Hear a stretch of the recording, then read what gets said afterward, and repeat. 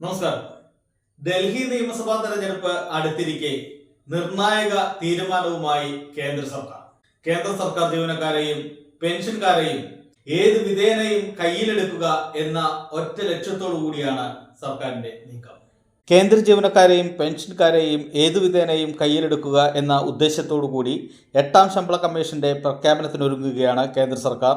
7ാം ശമ്പള കമ്മീഷൻ ശുപാർശയുടെ കാലാവധി ഈ വർഷം ഡിസംബർ 31 അവസാനിരിക്കെയാണ് കേന്ദ്രത്തിന്റെ സുപ്രധാന നീക്കം. 2014 മൻമോഹൻ സിംഗ് സർക്കാരിന്റെ കാലത്തായിരുന്നു 7ാം ശമ്പള കമ്മീഷൻ രൂപീകരിച്ചത്. ഇതിന്റെ ശുപാർശകൾ 2016 മോദി സർക്കാരിന്റെ കാലത്തായിരുന്നു നടപ്പായത്. അതിന്റെ കാലാവധിയാണ് ഈ വർഷം പൂർത്തിയാവുന്നത്.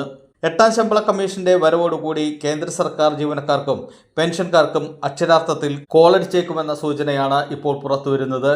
ഇത് സംബന്ധിച്ച വിവരങ്ങൾ പുറത്തു വന്നു കഴിഞ്ഞു. കമ്മീഷൻ നിലവിൽ വരുന്നതോടെ പെൻഷൻകാർക്കായിരിക്കും ഡബിൾ ധമാക്ക അടിക്കുക. 186% വർധന വരാൻ പോകുന്നത്.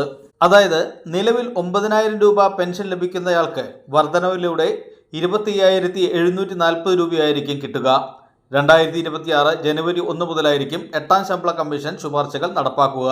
ഫിറ്റ്മെന്റ് ഫാക്ടർ 2.86 ആയി ക്രമീകരിച്ചാൽ നിലവിലെ ഏറ്റവും കുറഞ്ഞ അടിസ്ഥാന ശമ്പളം 18,000 രൂപയിൽ നിന്നും 51,480 രൂപയായി ഉയർന്നേക്കും.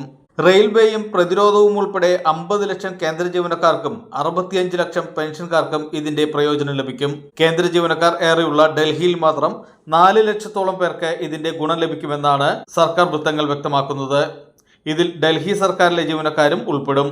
കമ്മീഷൻ അധ്യക്ഷനെയും 2 അംഗങ്ങളെയും ഉടൻ പ്രഖ്യാപിക്കാനുള്ള ഒരുക്കത്തിലാണ് കേന്ദ്ര സർക്കാർ.